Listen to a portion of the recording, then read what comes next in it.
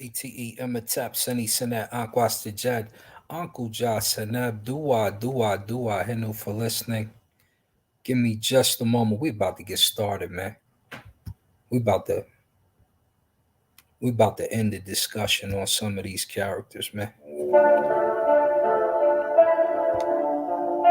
He's not gonna make it. He can't take it. He can't take it. T-Black and Bumpity Bump Promotions. All that ass. He's not gonna make it. He can't take it. Let's get it. Keep a fofo in case the popo acting loco. I grab my nueve, spray the straight ocho. Acting so, I put one in your domo. Leave you in the como. Now that's a good promo. Back on my go-go, so po no more. Some of y'all money slow-mo. Acting all homo. Don't trip chocolate chip, cause I know.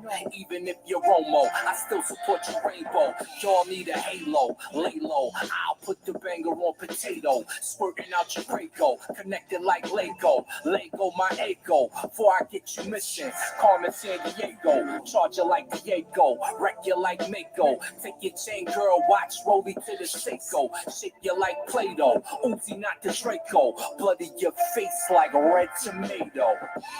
He's not gonna make it. He's not gonna make it.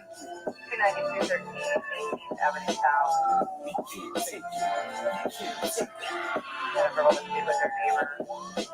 He's not gonna make it. He's not gonna make it. Currently step right at the neighbors at 29211. You can't take it. You can't take it.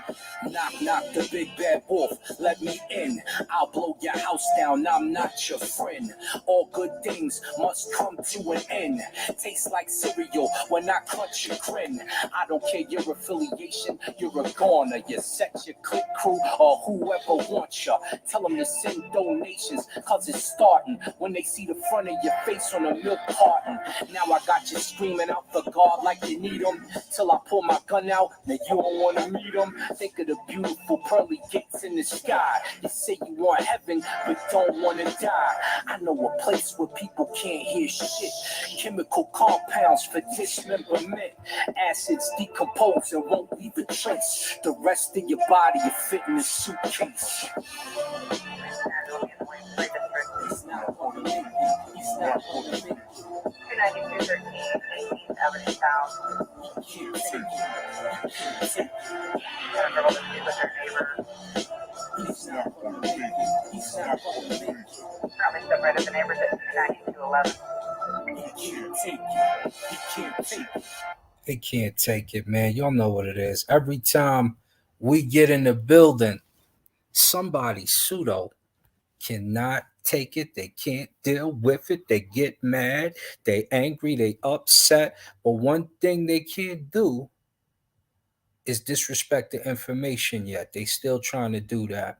So if you've been following, we've been having discussions about ethnicity in ancient Egypt. As I started this series, in fact, uh, I told you we're going to cover the African black presence there.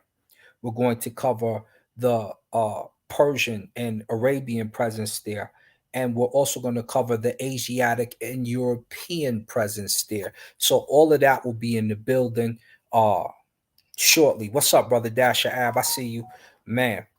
Um, we want to touch on some things because we've all been pulling from a book that I pulled up on my brother Smash's show not too long ago. Um, since I pulled that book up, it's a whole lot going on. It was a claim that uh, uh, our brother Sheikh Anta Job got shut down at the conference, the UNESCO conference in '74, and I was up. I was like, "Who are you talking about, brother? You can't be talking about the ancestor, brother. No, you cannot." And we began the battle, you know, and my brothers, Saber Reggie, Smash, Cam G Verse, uh, several Dasha Ab, even a lot of us have added to the conversation. Uh, Netchaneb, to name a few. the back and forth with pseudo killers. And basically, ladies and gentlemen, we're talking to people who the reading comprehension is bad. And so as soon as we told them that, they tried to tell us that. Then we started to decipher the fact that they couldn't read metal nature at all. How you in the conscious community all this time and you don't even know a lick of metal nature?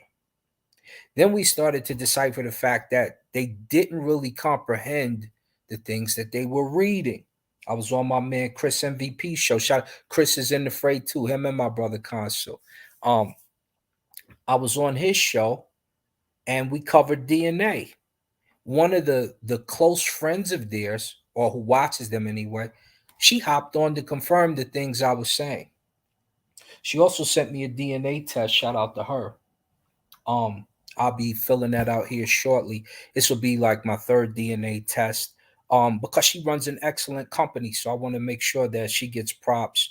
The company slips my mind, but if you go watch MVP's show, when we're discussing the DNA, you can see the company.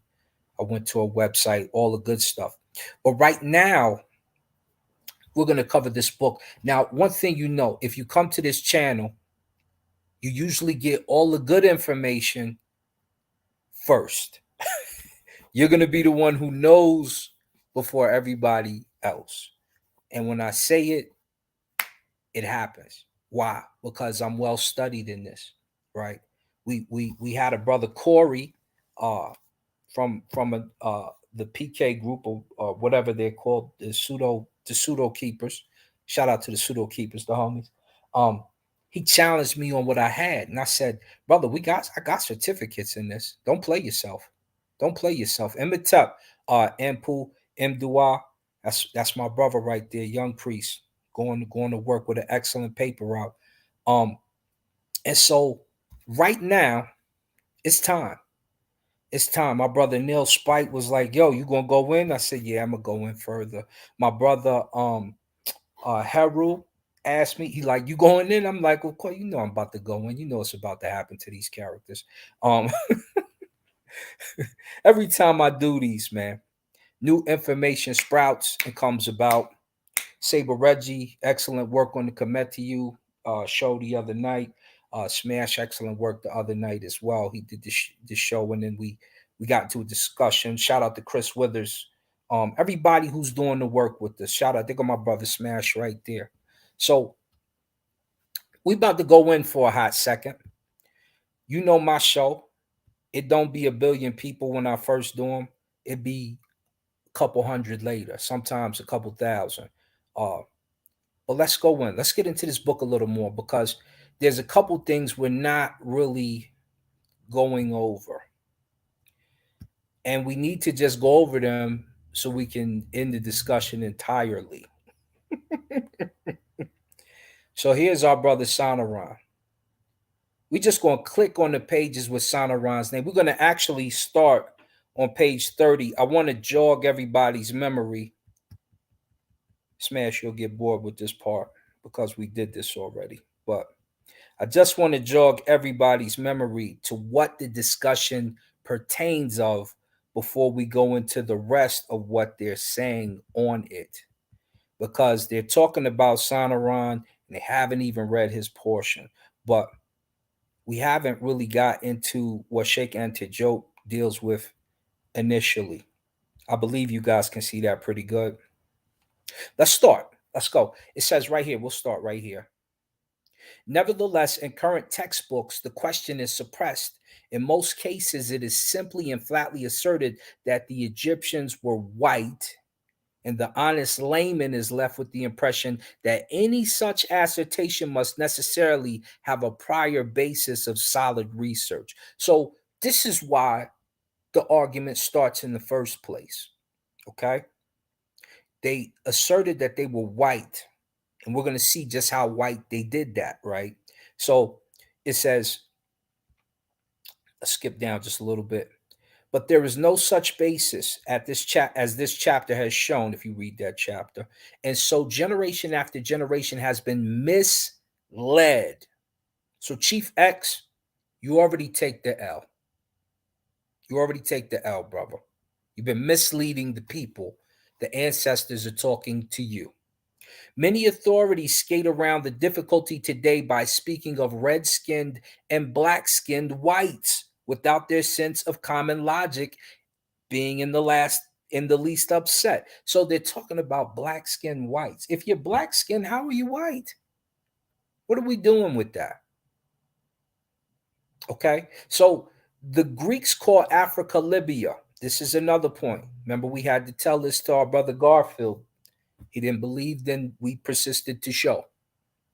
A misnomer Abinito, since Africa contains many other peoples beside the so called Libyans, who belong among the whites of the northern or Mediterranean periphery, and hence are many steps removed from the brown or red skinned whites Egyptians. So this is when they become Chimahu or Tamahu, as you'll hear our brother Jabari say. And this happens later in time. Because as we pulled up on another show, we showed the original Libyans were Nahesi people. They were from the Nubian area, if you will, to keep it simple. So they were black. And we had Amos going through there, the Nahesi from this land, the Nahesi this land, the Nahesi this, the Nahesi that, all who are living in Libya. That's what he says, right? We covered that. But listen how racist it was back in the day. It says, in a textbook intended for the middle secondary school, we find the following sentence. A black is distinguished less by the color of his skin, for there are black skinned whites, than by his features, thick lips, flattened nose, etc., etc. It is only through these twistings of the basic definitions that it has been possible to bleach the Egyptian race. So that's the racism we were dealing with. This is why the discussion must take place. This is why you should start treating anybody who says otherwise, you should look at them funny. You should look at them a little funny immediately. That's Elliot Smith. Often found patches of skin on the bodies and the mummification methods which cause skin deterioration, which were not in use at that time. The study of this race pigmentation can be carried farther by the method described. Okay? So this is how Eliot would do it. And Sheikh Antijote went further and went into the epidurum of a human being around the stomach area, and he was able to pull a whole sack of melanin out. Let's go further though. Let's get, because this is just the preliminary stuff. We about to go in. We about to go in because a lot of people don't know what was said, right? So the genetic, that is non-accidental relationship between Egyptian and the African languages was recognized by who? Professor Sonoran. What did he do? He noted that the method which had been used was of considerable interest, since it could not be purely fortuitous that there was a similarity between the third person singular suffix pronouns in ancient Egyptian and in Wolof. He hoped that an attempt would be made to reconstitute a Paleo African language using present day languages as a starting point. So now you know what we're doing. Like I said before, we're taking African languages with cognates to middle Egyptian, ancient Egyptian, and new kingdom Egyptian, and seeing if they're connected, if they have the same meaning, if they have the three portions in the beginning of the word to show that they're connected semantically as well as grammatically. This is the work. That's what's going down. Now, when Sheikh Antijope shows his list, which is in this book, I believe it's just a page. I think we'll remove a page or two from it. Not important at the moment. Pretty pictures, real quick. The Semites, Indo European type, Semitic type, was totally absent from the Egyptian ruling class, entering Egypt only as war captives. Let's take a look at them again. You see them? Not in the Egyptian ruling class. Absent. Not there. Not present. There they go. There they go. Doing the dog walk as it was described.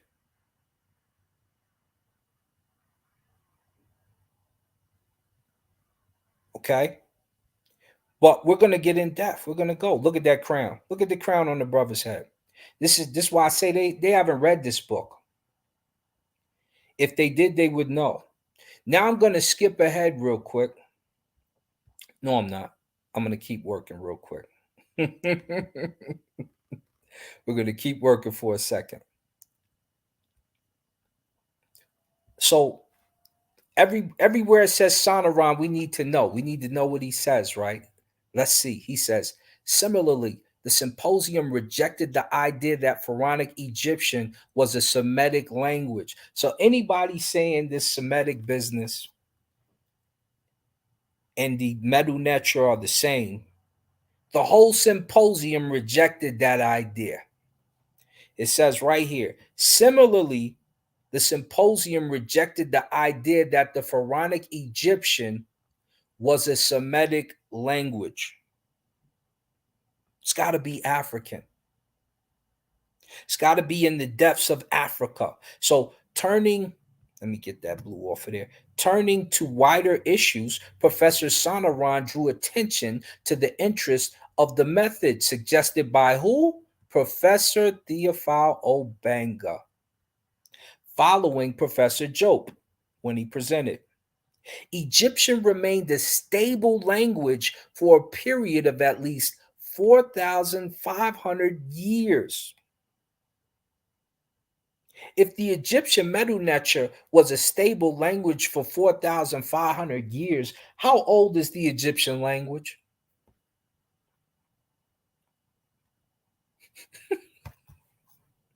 It ain't 3,000. Yeah. 4,500 years.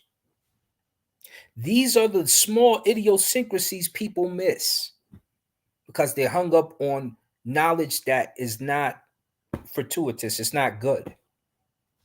It's no good. So Egyptian remained a stable language for a period of at least 4,500 years. Egypt was situated at the point of convergence of outside influences, and it was to be expected that borrowing had been made from foreign languages. But not and like we showed last night. We're going to get to that in a minute. But this is when there's a difference. The Semitic roots numbered only a few. How many? 100, as compared with a total of several thousand words. The Egyptian language could not be isolated from its African context, and its origin could not be fully explained in terms of Semitic. It was thus quite normal to expect to find related languages in Africa. So, like I said, we need to dig into Africa because trying to use Semitic, trying to use Arabic, trying to use Hebrew, trying to use Boharic and Sahidic, which are derivatives, that means they come from Medu Neter, ancient Egyptian language, is not going to work because they come after. We need to go back into Africa and dig. Can you dig it?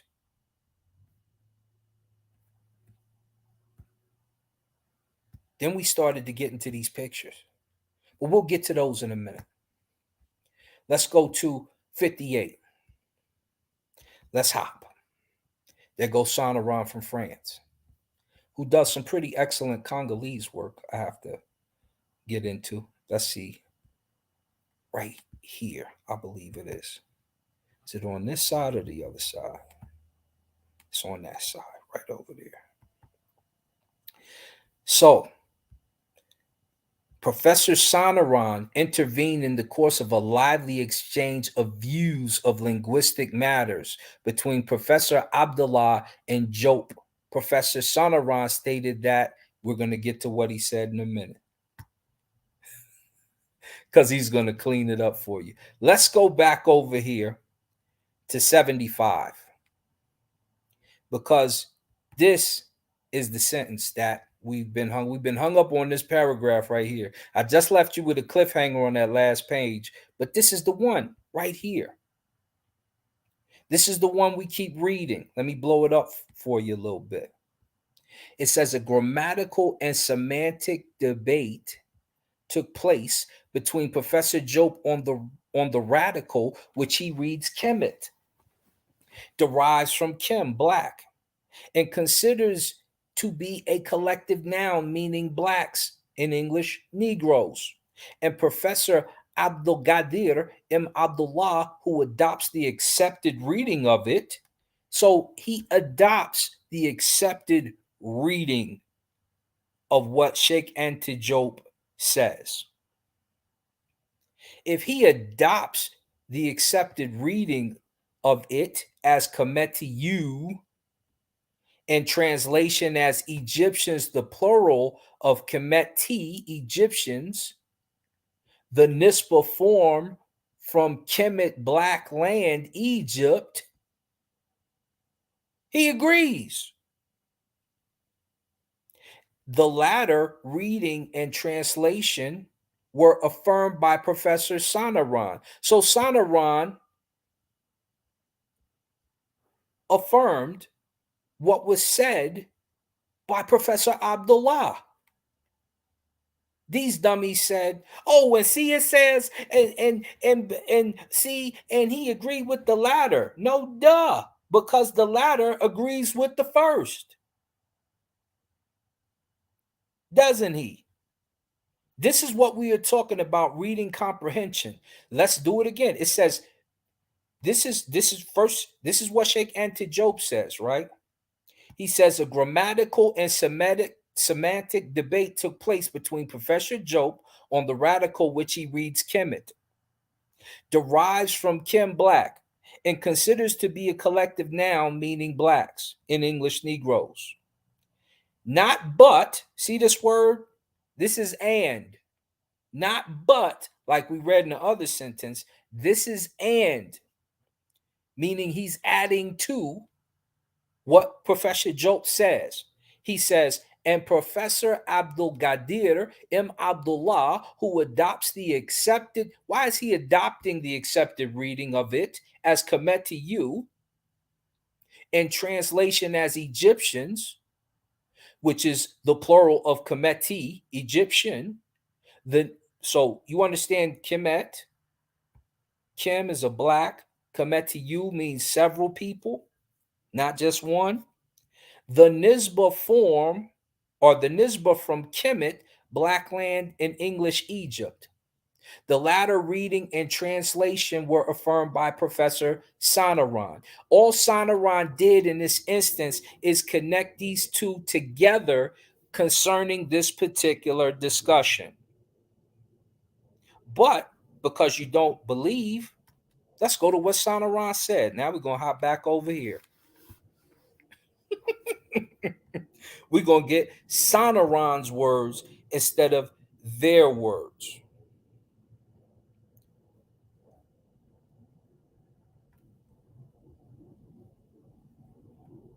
Then we're going to go to Sheikh Antijope's explanation.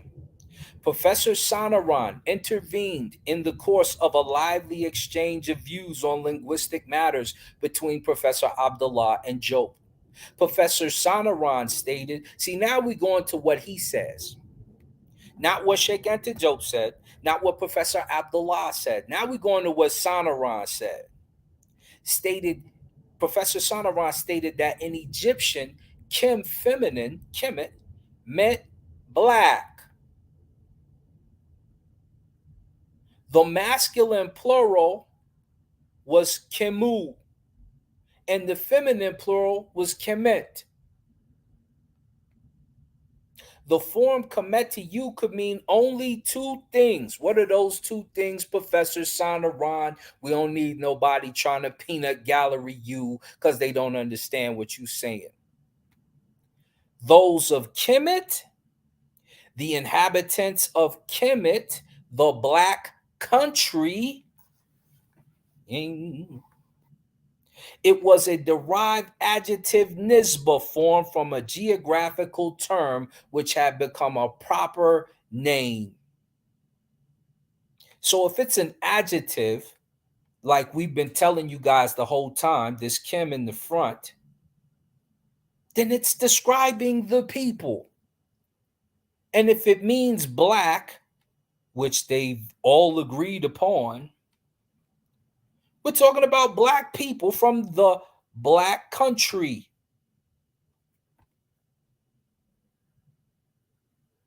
From a geographical term which had become a proper name, it was not necessarily felt with its original meaning. To designate black people, the Egyptians would have said Kemet or Kemu or Kemetiyu. Discussion is over, but it ain't over because there's things about Sonoran you don't know. There's things about Sonoran you don't know. To designate black people, the Egyptians would have said Kemet or Kimu, not Kemetiyu. Kemet or Kemu. When you hear me talk, we say Kemet, Kemu. These are the people. These are black people.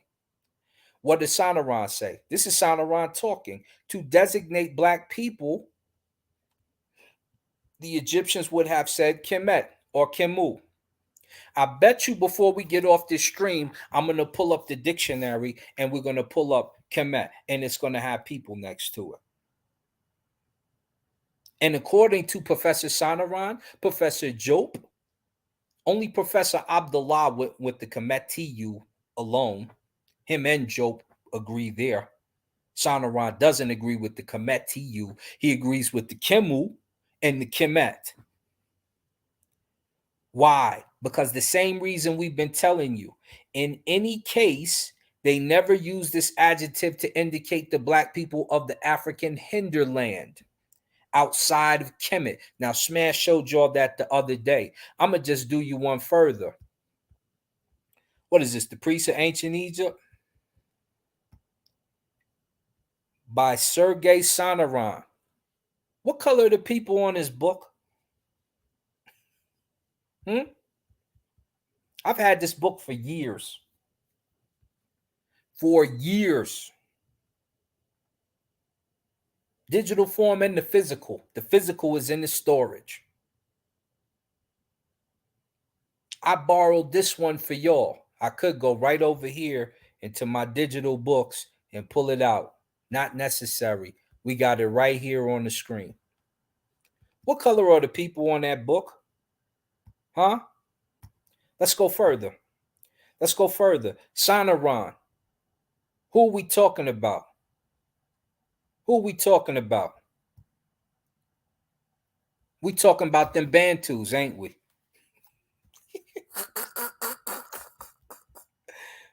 So, Professor Sonoran, who are we talking about? Phoenicia, Carthage, Greece, or Rome, the Mediterranean is a means of connection of human rapport, of commercial exchanges, of conquest, the common center of a world which can see itself from one shore to the other. But for Egypt,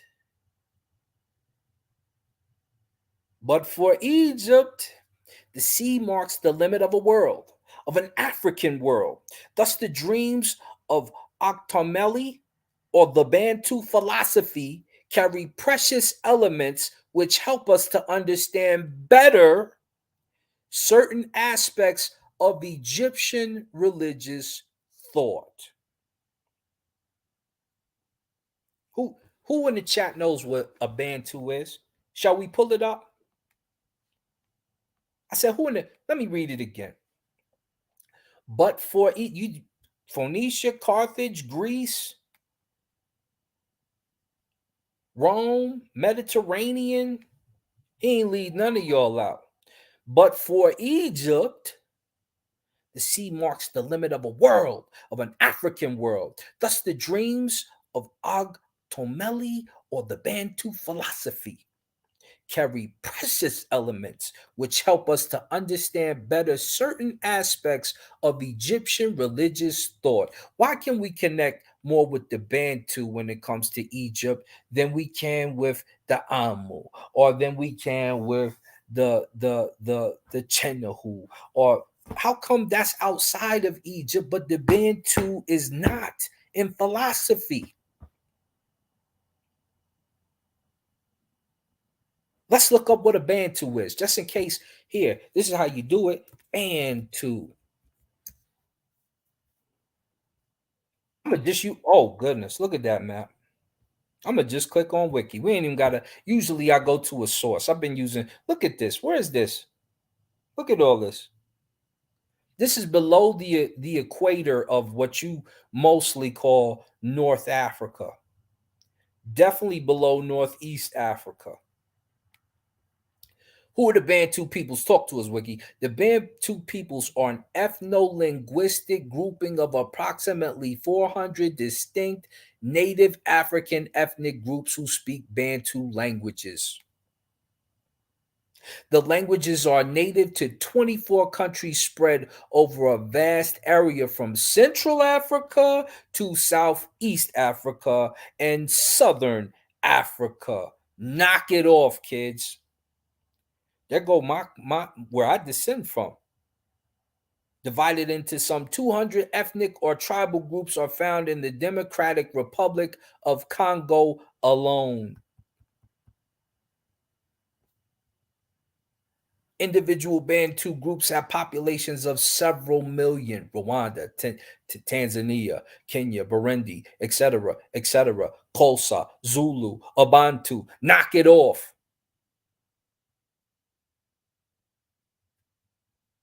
I wouldn't be surprised if King Tut was King Tut like the Tutsis and Hutus. I really wouldn't be. But that's speculative.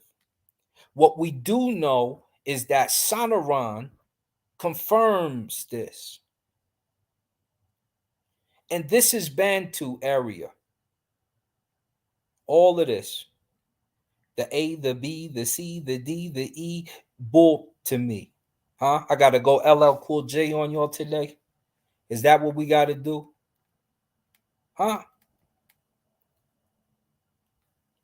Sonoran, talk to us, brother. Talk to us. But for Egypt, the sea marks the limit of a world, of an African world. Thus, the dreams of Ogotomeli or the Bantu philosophy carry precious elements which help us to understand better certain aspects of Egyptian religious thought. But we must expect to find little of Platonic thought in this world. Now, that's a diss to us with the Platonic, but who cares? Just confirm what we know and get out. So stop playing games. Stop. Don't. If I open this book, you're dead. You're dead. I'm waiting for one of y'all to do something stupid like try to say something back. Try to say something back, little homie. Let's go back over here to Sheikh Antijote a little more. We need to I wanna cover Sonoran just so we know. We got his words now. We got Sonoran's words. So we don't have to guess. We don't have to pretend like, no, that says and he agrees with the latter, because the latter agreed with the first. Then he went on to say their religious actions and thinking are Bantu, Central, Southern, Western African people. Let's go further. Let's read some more Sonoran. Let's just see what he has to say in the book, huh? An equally interesting intrusion of foreign peoples into Egypt was that of the Natufians of Palestine. Now, this is going to help you a little bit. I want you to try to help yourself. I want you to try to help yourself with some of these goodies, whose presence at Halawan near Cairo had long been an established fact. Recent excavations has shown that these people inhabited a larger area. Stone implements along a belt extending in an east west direction across the Nile Valley at this point.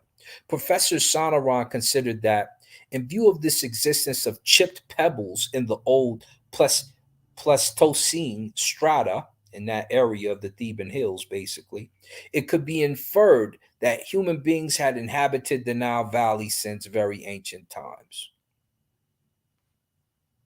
Professor Galab stated that the inhabitants of Egypt in Paleolithic times were Caucasoids. No one agrees with him. No one agreed with Professor Gallup. He lost. Bad. Bad.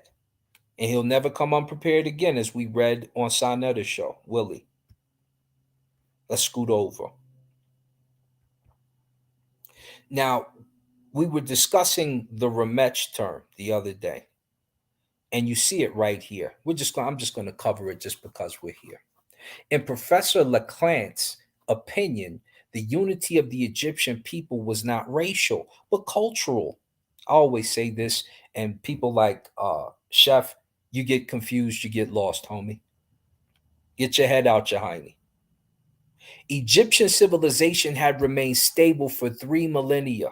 The Egyptians described themselves as Remech, Roman Coptic, and particularly in the iconographic representations, drew a distinction between themselves and the peoples of the north and those of the south who differed from them. Professor Obanga denied that the Egyptians, using the word Remech, drew a racial distinction between themselves and their neighbors. He considered the distinction made to be similar to that which led the Greeks to differentiate between themselves and other peoples, whom they termed barbarians. Why are they calling Greeks barbarians in ancient Egypt? Somebody told me not to say that. Smash, you remember we was on your show. I said barbarians. He said, no, they're not barbarians. Don't say that. I'm telling you what the experts say. I'm telling you what the experts said. And the Egyptians made fun of the way they spoke their language. That's in Herodotus. That's what they said. Stop trying to change what they say. Professor Leclante noted that important Paleo-African features in the cultural life of Egypt were worthy of study.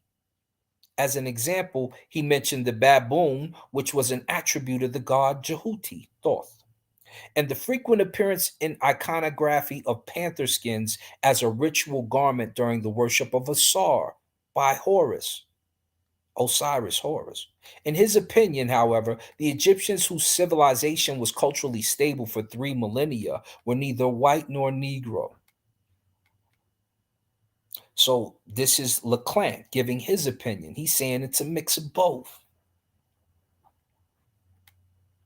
Professor Sonoran, the guy that they're using, then questioned the very idea of a homogeneous population, particularly if it was alleged to have existed from the earliest appearance of man in Egypt.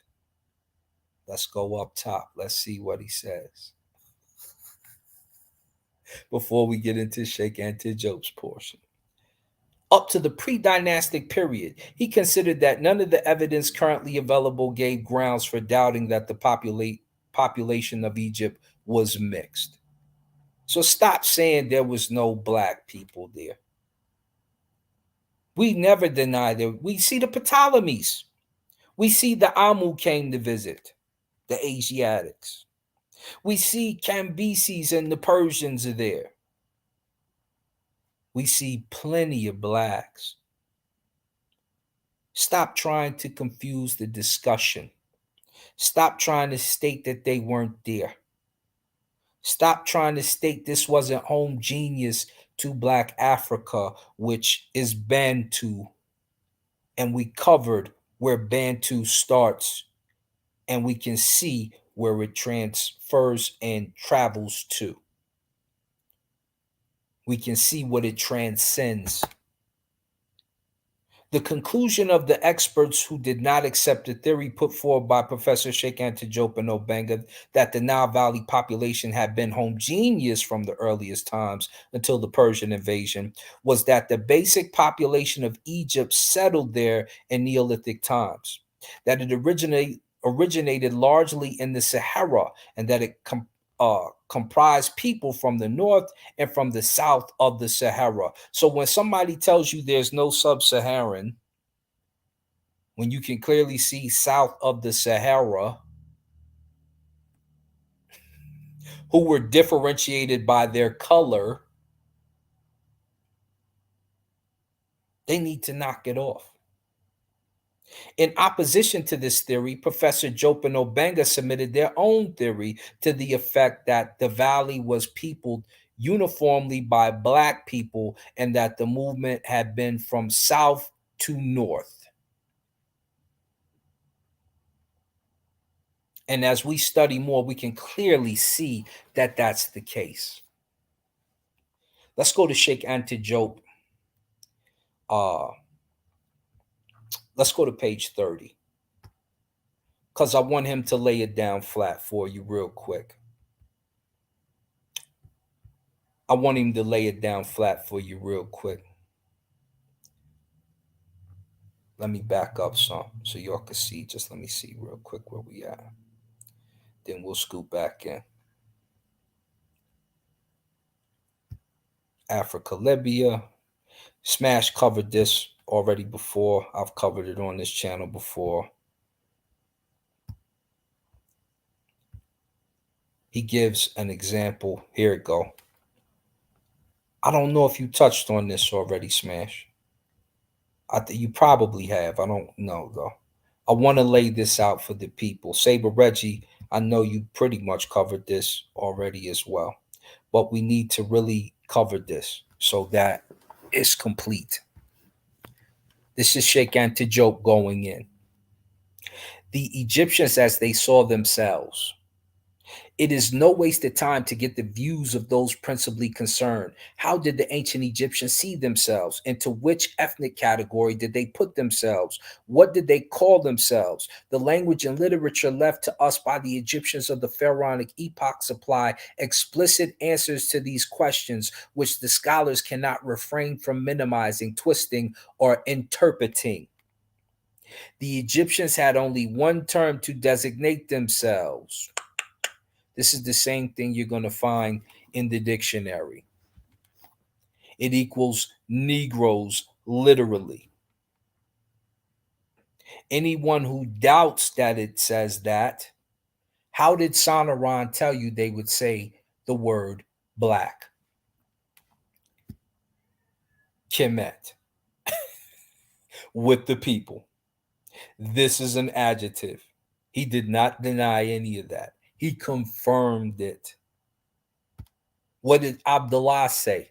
It would say Kemet to you. How many times have you seen us pull up Kemet to you? Didn't you just watch Saber Reggie last night cover Kemet to you? Didn't you see Smash going in about Kemet to you? Did you not see Camji Verse pull up in the encyclopedia? Did you not see Chris Withers confirm some of the metal Netra we were using? Did you not see Netra Neb go into the term that black and they're black and Kemi the black, Sabi the black, Peppy the black, blackety black? Now you watching Sheikh Anta Diop, Professor Abdullah, and Professor Sonoran confirm it in this book. This is the strongest term existing in the pharaonic tongue to indicate blackness. It is accordingly written with a hieroglyph representing a length of wood charred at the end. This piece right here. That's a bread loaf below. These are people. This is a man. This is a female, and in particular, probably a necher. And these are strokes, meaning plurality, meaning it's more than one. They're people. It's a group. It's a country of them, remember? In the pharaonic tongue to indicate blackness. It is accordingly written with the hieroglyph representing a length of wood charred at the end not crocodile scales. He thinks kind of like I'm thinking. This word is the etymological origin of the well known root kamet, which has proliferated in modern anthropological literature. The biblical root kam is probably derived from it, and it has therefore been necessary to distort the facts to enable this root today to mean white. Why are you distorting the facts, homie? Egyptological terms, whereas in the Pharaonic mother tongue, which gave it birth, it meant coal black. In the Egyptian language, a word of assembly is formed from an adjective or a noun by putting it in the feminine singular. Damn, sound like what I put in my book. Kemet from the adjective, and you can see the burnt charred wood or the crocodile foot, whatever, and you can see the owl. This equals Kim. This equals black. This equals Kim. This equals black. Let me say it one more time. This equals Kim. This equals black. It therefore means strictly Negroes, or at very least black men, because Negro is black thing in Spanish, so it's not a noun for men. So we need to use Kim, or we need to use the term black, because Negro doesn't fit. It fit for their time, but Negro in Spanish translates to black thing. It could be any black thing. It's a Spanish word.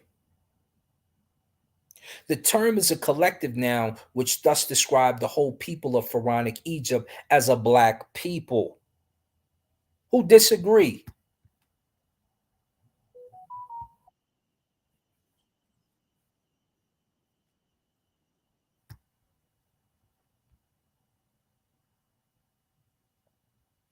Let me see. I'm just checking to see if this, if we live. I'm gonna make sure it didn't go off or nothing. All right, so yeah, we still good money. That's what. Let me see what y'all talking about.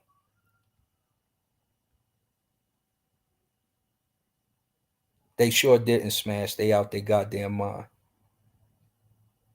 Cadorfians, brother Babylon.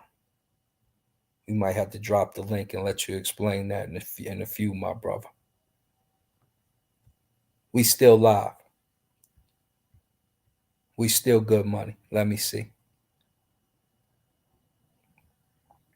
We're gonna drop the link in a hot second, just in case anybody want to come on and get a viewpoint. Let's see what's up. Let's go down further. In other words, on the purely grammatical plane, we right here. If one wishes to indicate Negroes in the Pharaonic tongue, one cannot use any other word than the very one which the Egyptians used of themselves. You heard that? Stop trying to use other words that aren't descriptive of them by themselves. They said this. You can't say what you want to say. They said it, homie. One cannot use any other word than the very one which the Egyptians used of themselves. Furthermore, the language offers us another term, Kemetiu. This is the one he was talking about. Equals the Negroes. So hold up. Let's make sure that they clearly messed this up. Sheikh Antijote says Kemetiu means the Negroes. Abdullah says it means the Negroes. Sonoran agrees with the latter, the Negroes, the blacks. Where was the disagreement between the three on those points? There was none. You can't read, and you don't comprehend what you're reading. Kim, Kemet, Kemetiu. Sonoran agrees with Kemet and Kemetiu. Where was the disconnect for you mentally? This is why you didn't want me to read the rest of the book, because you knew I was going to get to these points. The black men, literally, that's what it says right there. The Egyptians, as opposed to foreigners, which comes from the same root Kim, and which the Egyptians also used to describe themselves as a people as distinguished from all other foreign peoples. So, of course, they didn't call the other groups the same thing as them. They're making a distinction here. Didn't you understand that? Now I got to talk slow to him. Didn't you get it? He didn't get it. They didn't. Let's end it here. The divine epithets. Finally, black or Negro is the divine epithet. So you don't have to rely on it as just ethnicity. You don't have to do that. Why? Because it's divine to them. They love the color black. You hate the color black because you're born in America. Because you're born in America. And America demonized it. So it makes you feel a certain way. Never made them feel any type of way. They loved it. Finally, black or Negro is the divine epithet, invariably used for the chief beneficent gods of Egypt, whereas all the malevolent spirits are qualified as red, Deshret, such as Set, who is Deshret. We also know that to Africans, this form applies to the white nations, red. It is, and we confirmed that when I went into the Messiah book, and it says the black God and the red God in their midst. The red God is angry with heat. The black God is the good God, etc., etc. This is not hard to do. It is practically certain that this held good for Egypt too, but I want in this chapter to keep to the least debatable facts. The surnames of the gods are these: Kimwer, the great black for Osiris. You see how that's spelled? Notice how it's got a cattle there, as Saber Reggie keeps denoting to. I should pull out that other article where it says the bull ejaculates on behalf of the beautiful women because he wants to impregnate the beautiful women. The bull does, the black bull this, the black bull that, because of the beautiful women in his herd. And he has it. I sent it to him some years ago now. This is Kim Weret. Kim Ware. This is a SAR. Did you go get the book, Black Like Osiris? Like Smash told you to do? Go get the damn book. So you can understand the term Kim Ware. Kim, the black, the name of the god. Kim is a god, if you didn't know it. Kemet is a goddess. You see her after the term for the people, do you not? The black, the name of the goddess, the Netcheret. And what did I tell you it probably denoted to? Offset, but it doesn't necessarily just mean offset. The Kim black qualificative is applied to Hathor, Apis, Min, Thought, and Set Kemet, the black woman equals Isis. You didn't know? You didn't know. What do you think what are you doing when you read these books?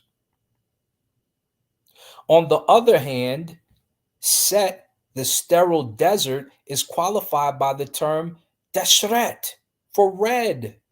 The wild animals which Horus fought to create civilization are qualified as Deshret for red, especially the hippopotamus, similarly to the maleficent beings wiped out by Thoth or Desh. And you can see right here, Deshreti or Deshret. Yeah, Deshret 2 is how they have it, but that would be, we'll say 2 because it's 2 strokes, not 3. The red ones. The term is the grammatical converse of Kemetiu, and its construction follows the same rule for the formation of nisbas. So when me, Saber Reggie, Smash, Kanjiverse, Nechaneb, Chris Withers, etc., Kalam, don't let me leave out my brother Kalam. When we ask you the question, why will you allow this red to equal red men? Why won't you allow this Kemet to you to equal black people? They're telling you right here that it does. You're misreading and misinterpreting Nisba form. And this is why I kept asking, do you want me to go into the Nisba form? He said no. So I let him breathe. Now you can't breathe. I'm on your neck. Get out the kitchen. It's hot in here. It's the shret in here. You are acting like a red one. You're being wiped out by Jehuti right now because your argument is faulty. They're telling you this term is the grammatical converse of Kemetiyu, and its construction follows the same rule for the formation of nisbas. How many times have we pulled up the Daniel Selden to cover this? Too many. Too many. And so now that the punishment is over, there go my brother Pan-African James. I'm about to shoot you some goodies too. Let me we're gonna drop the link for a hot second. We're gonna drop the link for 2 hot seconds.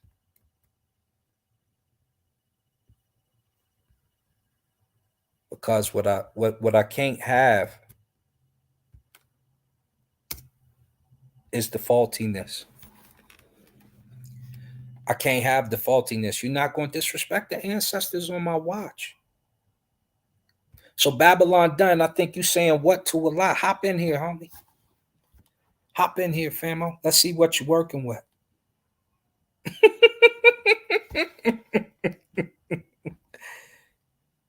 Hop on in, family. You talking about Berbers and barbarians, and I don't know what you talking about over there. Come on in, famo. I see you, brother Joe.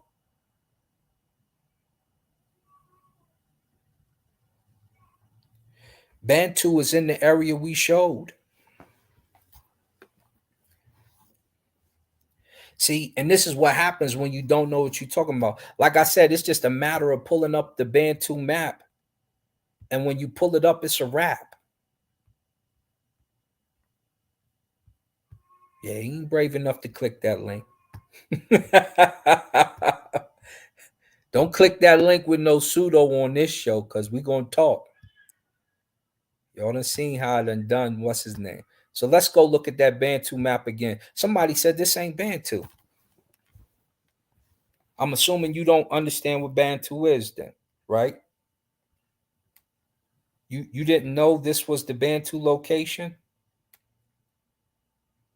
You didn't know Niger Congo language families? This is the Bantu area. You didn't know that? Atlantic Congo, Volta Congo, Benue Congo, Bantoid Cross, Southern Bantoid, Bantu. You didn't know that?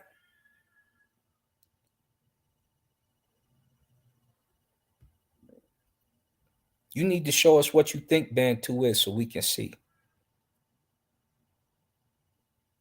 This is the chart. This is the chart of how they moved around. Down here is where that L3 starts. This is what we were explaining on Chris's show the other day. That L3 moves over here to Namibia, up here by the Maasai, all of that. Eventually, it comes out this way and it comes out this way,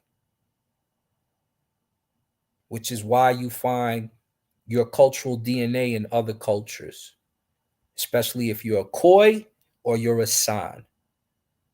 Who doesn't understand that? Should be quite clear. Should be quite clear. Now,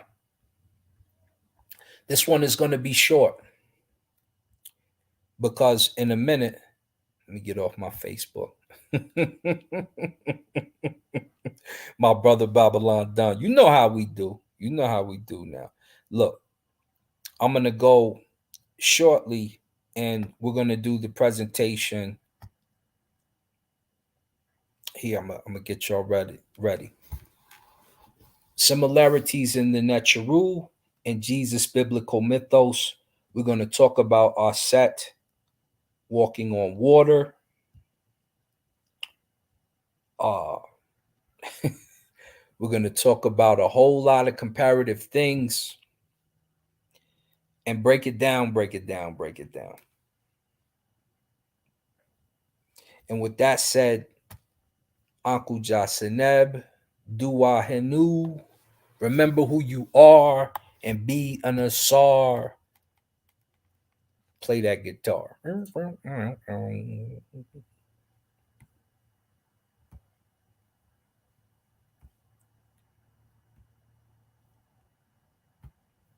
Peace.